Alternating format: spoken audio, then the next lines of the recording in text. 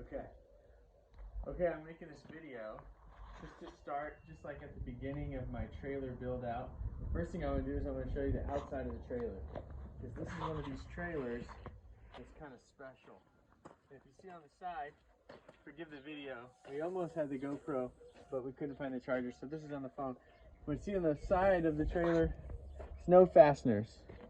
And it turns out that the walls are not like typical, you know, like 1.5 by 1.5 or whatever they use, square tubing with like plywood on the inside. It's like steel kind of corrugated stuff, and then they glue on this glossy stuff on the outside or whatever, and it's pretty neat. I like it. The warranty is better than the other one. Don't get so close. And has 5,000-pound axles. It's pretty cool. 7 by 16. And my son is doing the videoing, so peace, Isaac. And anyway, so then I bought the Ron Paulk I saw Ron Paulk videos, and then I bought his little drawings, and I did basically what he shows. And you can see on the inside, and maybe this video will be really handy for people who buy this kind of trailer and they're trying to figure out how to attach to these. I'm sure guys that do this sort of thing, like me, are going to come up with their own way, but I'll show you the way I did it. But here's my one half, almost, of my Ron Paulk style. Thank you. Boxes. The only thing I did different than him is I think these were wider, and I just made them just slightly less than 16 to like maximize the sheets. Also, I did not use 3/4. I used 5/8. So if you look here, like the bulkheads of the cabinetry are 5/8, but I felt like it doesn't really matter. They're laminated anyway. You only end up with a few that are all by themselves.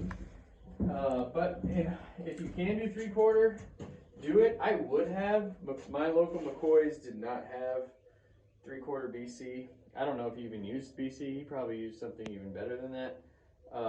But I used 5/8 BC, and it's worked fairly well. I bet the 3/4 is a lot flatter and probably easier to work with.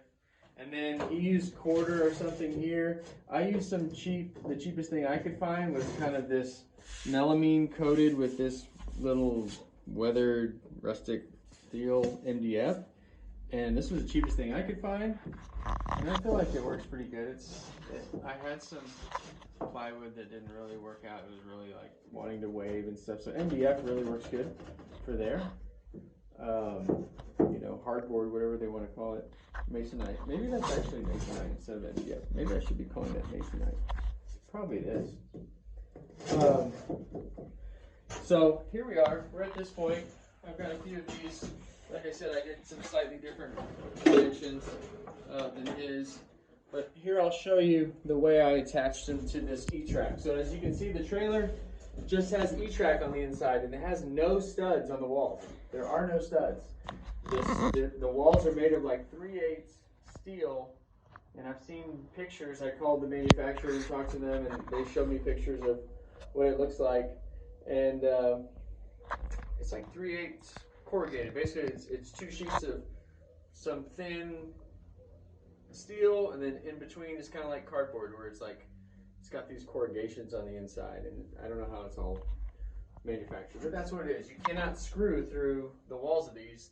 They're extremely thin, and they glue these on with like a 2-part acrylic adhesive. The E-track is actually just adhered to this face, and it's so strong that they feel like you can hook up the E-track accessories and like with a ratchet and strap stuff down. So I count them as being really strong. They must feel like that's a part of the wall now. So here's the way I attached all my cabinetry to it. You can look right here. So here's if you get down, you're gonna have to go way down here. So in the cabinetry, everywhere where it crosses one of the E-track deals, I drilled and tapped a 1/4 20, and I made this big kind of plate, which serves kind of as a big giant washer to hold everything in. And then I used So it has a little, it's just a 1/4 I think these are 1.25 because as you can see, there's not much room from the face of the E-track to the back of the trailer wall itself. But they turned out to be like 1.25. I also put a lock washer, and I did the red colored Loctite, for vibration and what have you, so that they stay. But this is the way I did it, and so I'm sure you could come up with some other cool ways to do it, but this is the way that I happen to do it, and this is where we are so far. And I've been working on it for way too long. So if you really want to do this, you probably recognize it's going to take a long time. I have been messing around with it for a long time, and I think I did not use his material list. I just went and grabbed like a few sheets, and I've kind of gotten this far. I have a couple more pieces of half that I bought back here, and the half for the drawer boxes and stuff. I bought one more sheet of this so I could make more dividers, and I use it as a back. As you can see, mine has that same masonite back, which I felt like was a cheap way to do the back rather than like have an entire piece of half or something to rack the back. But I just used that, made it easy for me and cheap. And then actually Isaac nailed this shelf that laminated 5/8. It's not really a shelf, but the laminated 5/8 dividing shelf, maybe I guess it is. He actually stapled that together, and that was really necessary because my 5/8 shelf was kind of wavy and stuff. But here's where we are so far, and I've been working on it for how long, Isaac? 3 weeks. 3 weeks maybe, yeah. 3 weeks, kind of off and on. Obviously, I haven't been out here like 8 hours a day, but this is it. Other than that, I really like this trailer. It has these really cool LED lights. It has this cool little like aluminum cove. The LED lights look really cool in there. It's really well done. I like that it's white. It's like bright in here, whereas if you've been in other trailers that have plywood walls, they can be dark. But this one's really reflective, so the LED light should go a lot further in it. But granted, as soon as I get like plywood everywhere, probably will be a lot less bright. But the other thing, yeah, so the only thing I did different than Ron Paulk's thing that I know of is I just kind of moved dimensions. And I think his trailer's shorter. As you can see, this trailer's really is a lot taller. He uses those Mission aluminum trailers with the wheel wells on the inside. As you can see, mine doesn't have that, but this one's pretty tall. So as you can see, I'm reaching up, and this is like the extent of my height, and I'm 6'5", so